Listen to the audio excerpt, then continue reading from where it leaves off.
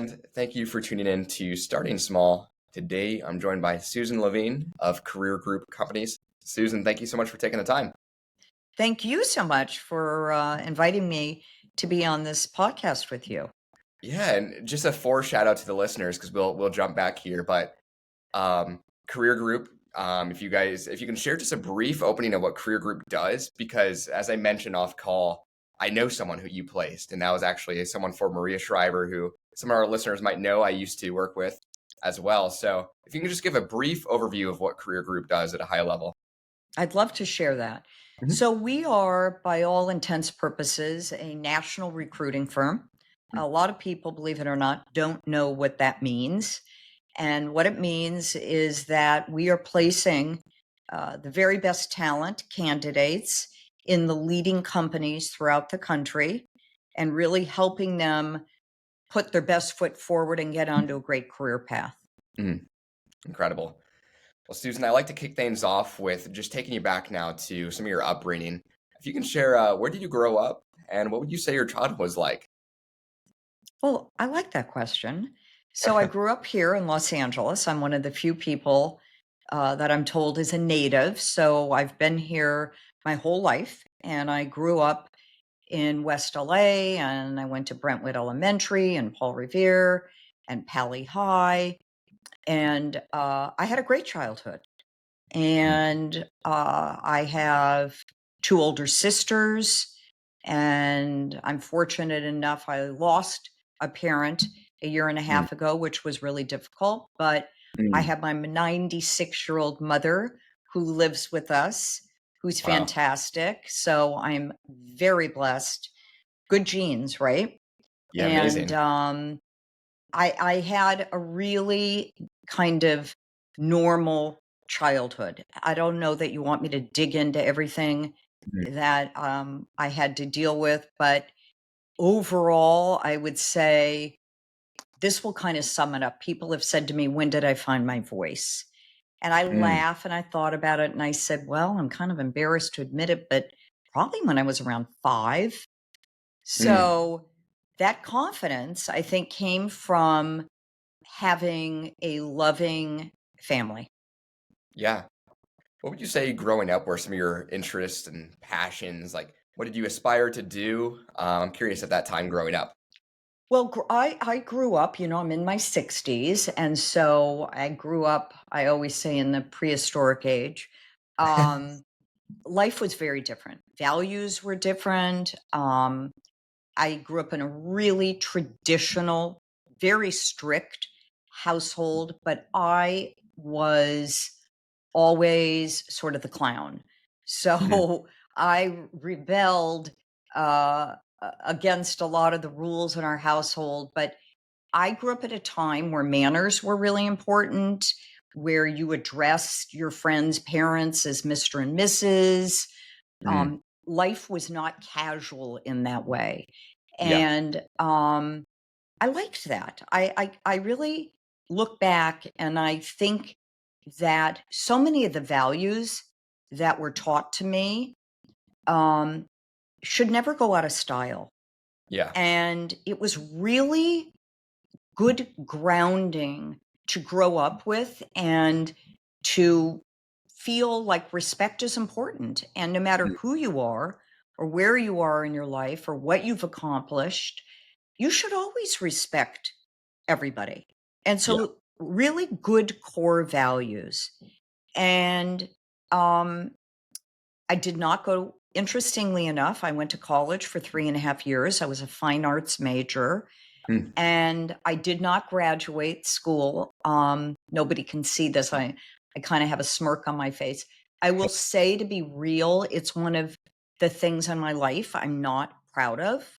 Mm. Um, Almost like borderline embarrassed Mm. because I have always felt that someone like me should have their 4-year degree. And my father used to say to me, "Well, just go back to school and get your degree." And I said, "Well, it would be a fake degree then because I Mm. went for 3.5 years and I don't want to do online and I Yeah. would have lost all my credits." Ah. So other people say, "But look how accomplished you are. It doesn't really matter."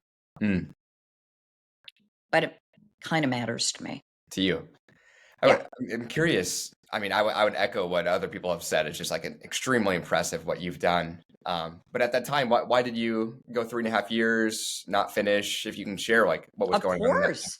Yeah. I had an argument with my father Mm, about school, and it was I actually was on course to graduate early, and he said, just come back here, you can finish at UCLA. And I said, I don't want to finish at UCLA. And he said, well, there's no reason for you to be where you are, and just come back here and we'll figure it out. And I kind of knew mm, we weren't going to figure it out. And it wasn't that big of a deal, I don't think, to my family that I have that degree. yeah. Later, it was a big deal. Um, and I was too far along in my career at that point to give up the work that I was doing Mm, to go back to school. yeah.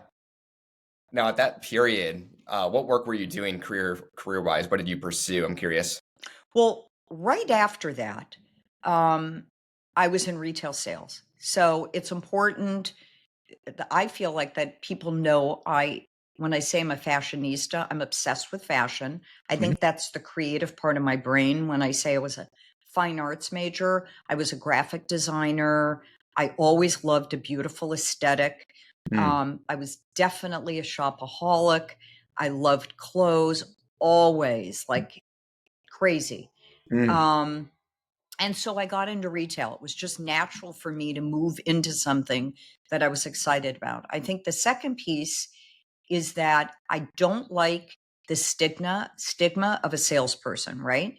yeah. But I was always very good at sales with the customer. So why?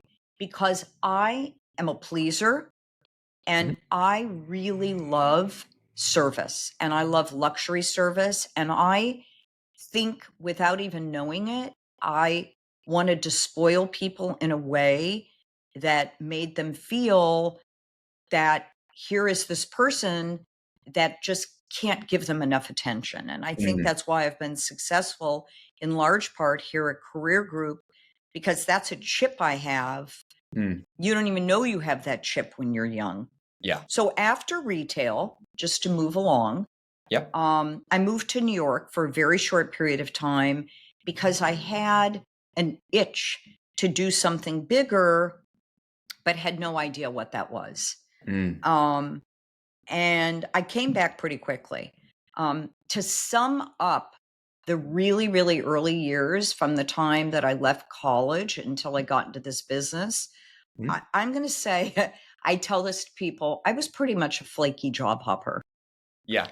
and just couldn't find my footing and couldn't figure out anything that would hold my interest.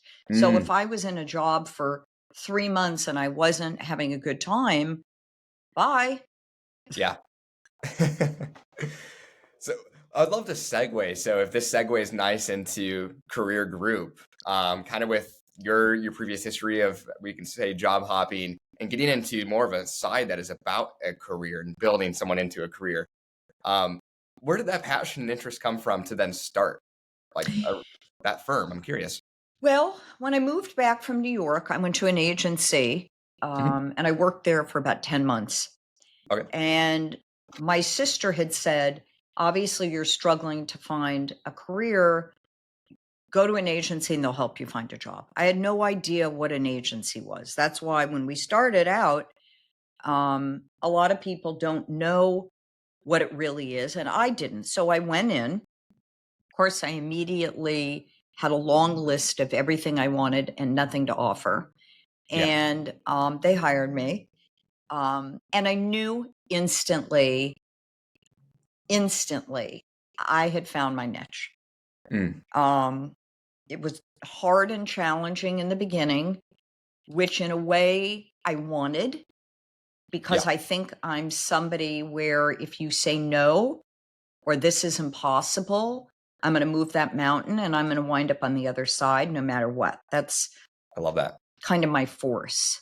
Yeah. Um, and so it was hard and it was challenging because I had to go out and get clients who Mm, had never spoken with me before. And if you think about, we talked about Maria was referred to me, but the whole business is based on reaching out to leading people or companies and basically being able to win their business Yeah. without being a salesy kind of person. And it was a good story to tell because I felt that if somebody would give me a chance, they would see a difference Mm. in the service, the caliber of candidates. And I knew I was a type A perfectionist. I really was. And I Yeah. was obviously, without knowing it, a serial entrepreneur. Mm. I And love that. so I was there for 10 months and I absolutely loved what I was doing. Um, I didn't align with the values at that firm. Mm. I had a much bigger vision of something I wanted to do and build. And from that dream and vision really came Career Group. It was the only name I thought of. Yeah. I never went further to think of other names. So it was always Career Group. I just Mm. knew. And that started my journey. Wow. Wow. I would love to hear how you kind of launched that. Did you carry on some of those clients that you built and established along that previous role, or how did that launch look like for you as starting Career Group then, getting those key So relationships? the launch was very small and very slow because in 10 months, I had a few good clients, and you are restricted to where you're not allowed to go after people and solicit them if they've been your client at another company. I see. Without bragging, they love me though. So they followed me, and that's not against the law Yeah. because they knew that they would never have the service they were getting from me if they stayed with that other firm. So they followed Mm. me. And I started out very slowly, minus the part I hired 5 people right away, signed a lease in Century City, had no idea what I was doing, except that it was like second nature to me. So when I'm Yeah. laughing and I'm saying I didn't know what I was doing, I was 25. Like, how could Wow. I know how to be a business person? But I Mm. knew that I loved what I was doing. And how can you go wrong if you love what you're doing and you just really follow that? Mm. And I Yeah. had a strong work ethic and would do anything to be successful. Mm. Love that. So if you don't mind sharing, I'm curious how you once you launched, you hired 5 people, got the lease. What did funding look like for that? Was there investors or was it your No, clients? no, no, no. I mean, Yeah. this was 1981. I'd saved Yeah. a little bit of money Uh-huh. from the commissions that I had earned working at this company. And I went to a bank who knew my family, Mhm. and it was very different. You did business on a handshake. Can you Yeah. imagine that today? They'd break your hand. Um, and had a very small loan, and got going, except Mm. something happened. And 6 months later, a huge recession hit. Mm. And it was catastrophic because I had no experience with being a business owner and being on the hook for people, a lease, not having any income, not making any money myself, Mm. and really being scared out of my mind.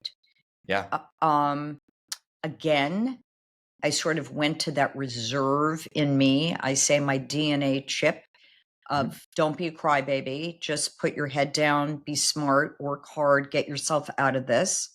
Mhm. And came up with a really creative idea. And that was that the Los Angeles Times used to run hundreds of ads, Mm. asking for candidates. And of course, it would even say no agencies, please. Those were my favorite to Yeah. call because they told me not to call. Yeah. And so I would call these companies and ask what they were paying to run their ad and if they would be willing to stop running the ads and for the same amount of money, which was like 10 cents on the dollar, I'll fill your jobs.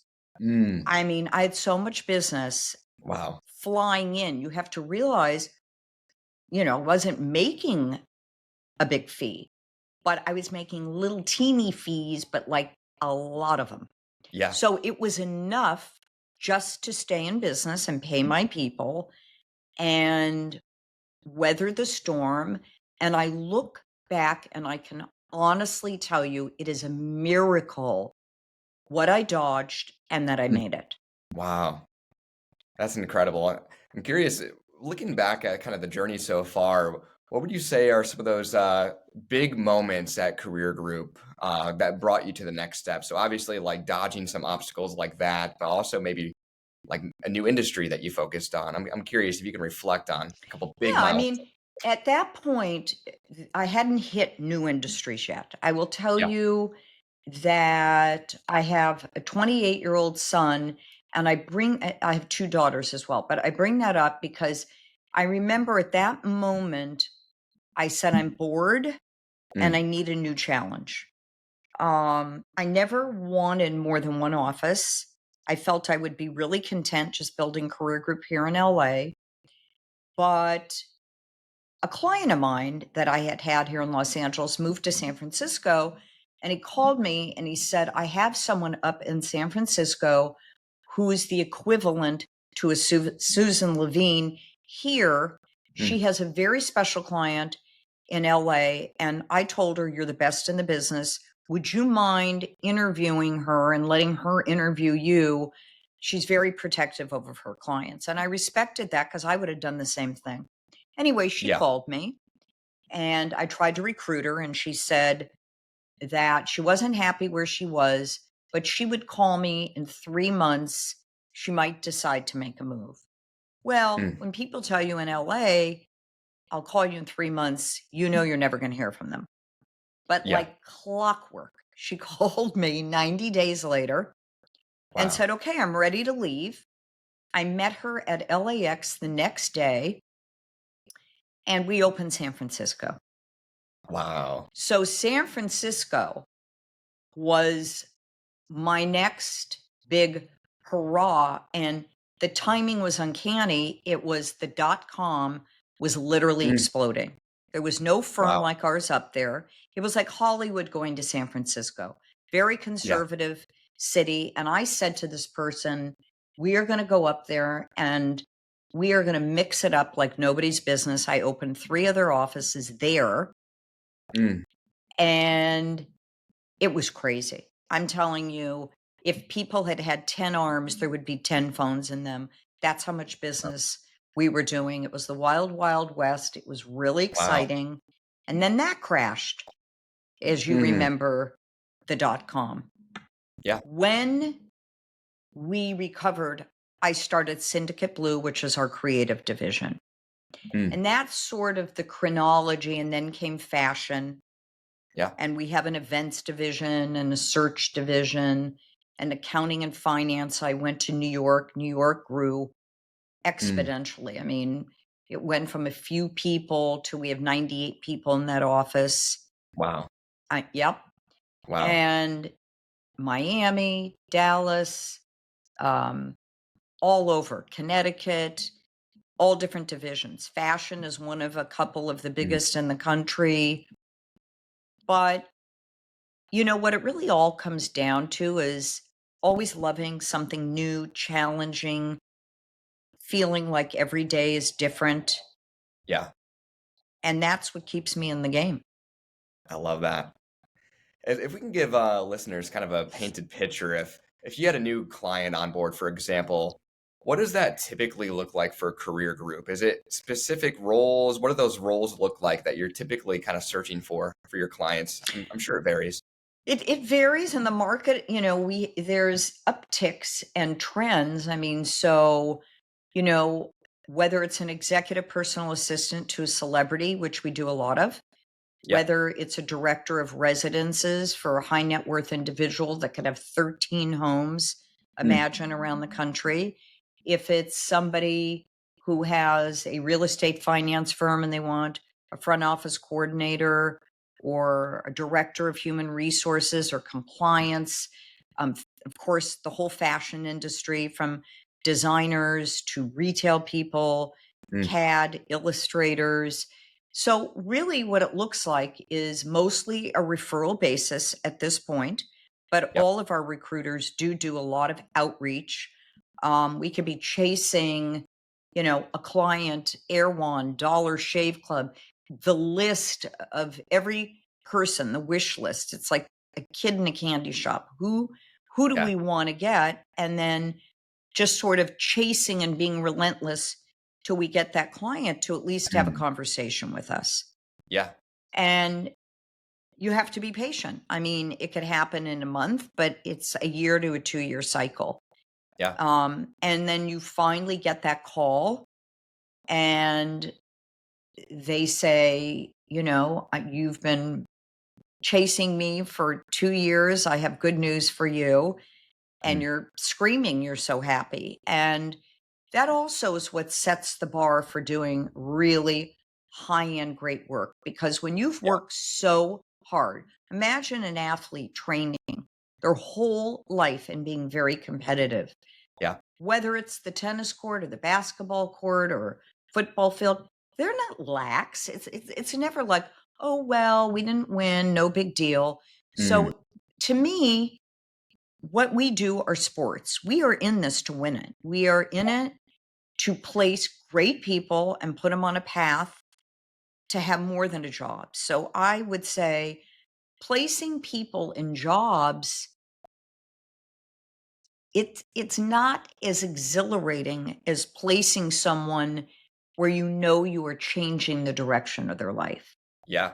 And it could be a small job, it doesn't have to be a big high powered role. For sure. But what it should be is someone feeling like, wow, I just got a great opportunity that I feel is going to change my life. That's Mm. really the meaningful work that we do. Mm. That's incredible.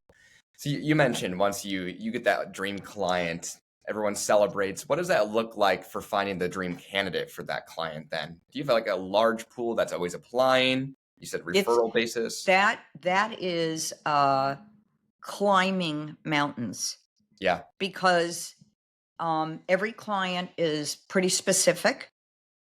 Uh, they have it's got to be a culture fit. I mean, that's all we're talking about right now, and Yeah.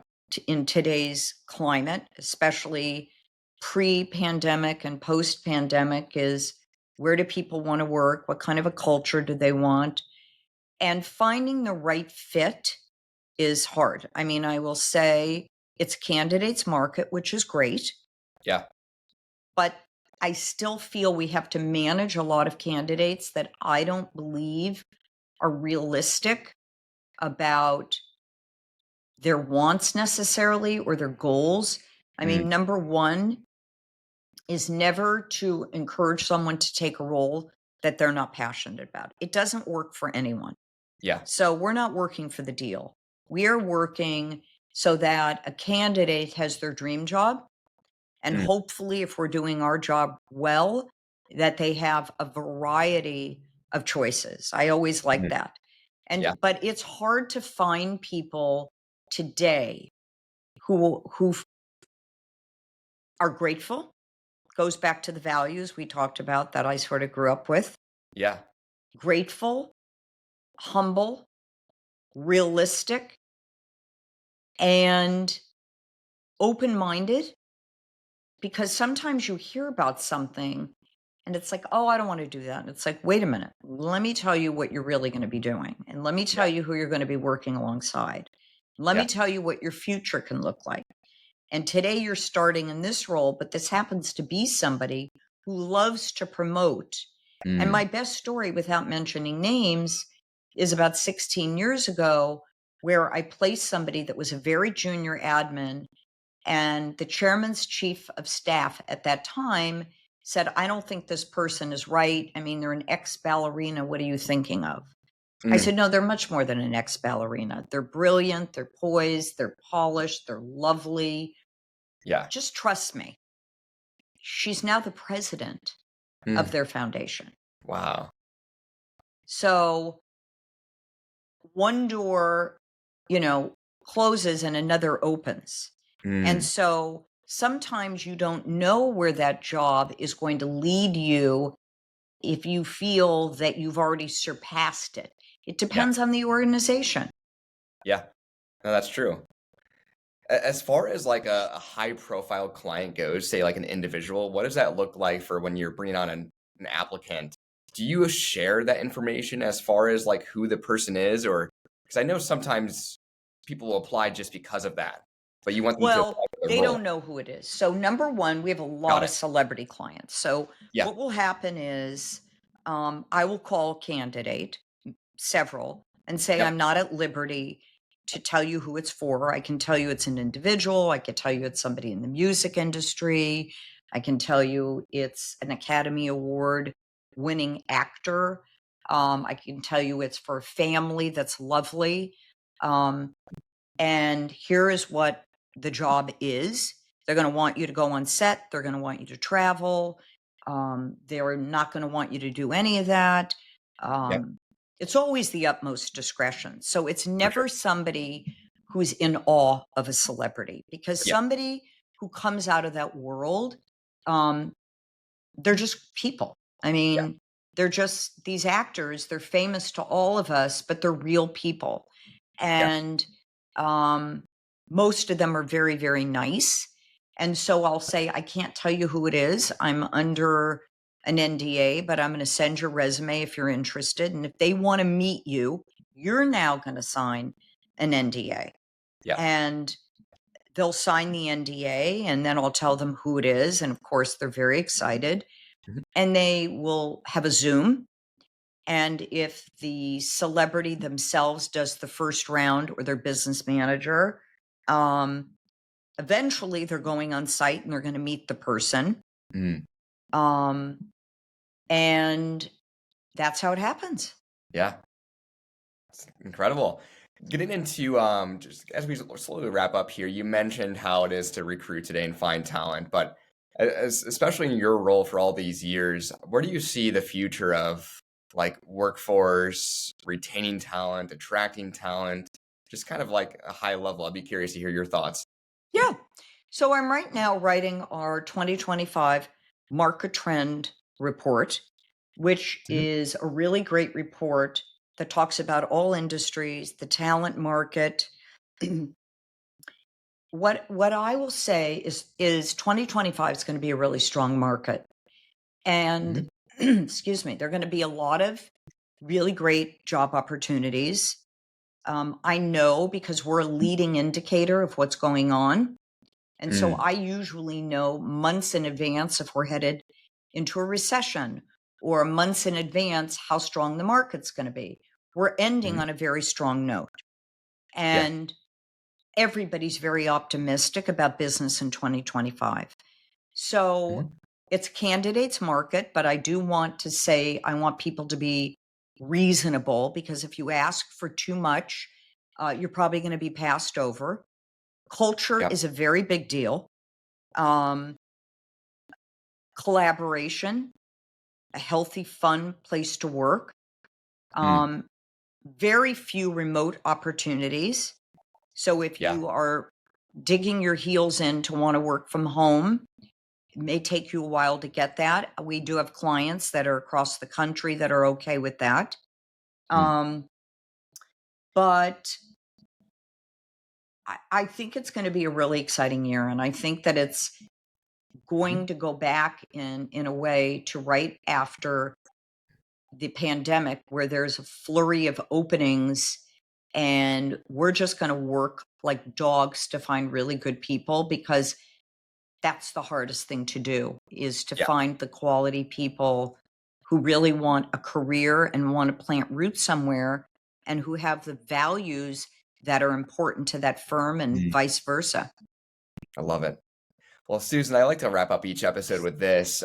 Such an amazing journey that you've had. And if you can share one piece of advice with an aspiring entrepreneur, maybe something you've learned, regret along the way, what would you say that would be? I love that. Never give up. And, Hmm, love maybe that. that sounds cliche, but I think sometimes when things get really tough, people lose hope and don't necessarily believe it's going to work out. I'm the eternal optimist. I really believe that if you're passionate about your vision, no matter what, do not veer. You stay in the game, you go the 10 rounds and seek advice. You're never going to be the smartest person in the room. If that were the case, leave the room Yeah. because you're not learning anymore. Yeah. And ask a lot of questions, and people that you respect are in business, lean on people to be good teachers and mentors. Mm. So well said. Well, Susan, thank you so much for taking the time. And to the listeners out there, make sure to check out Career Group at careergroupcompanies.com.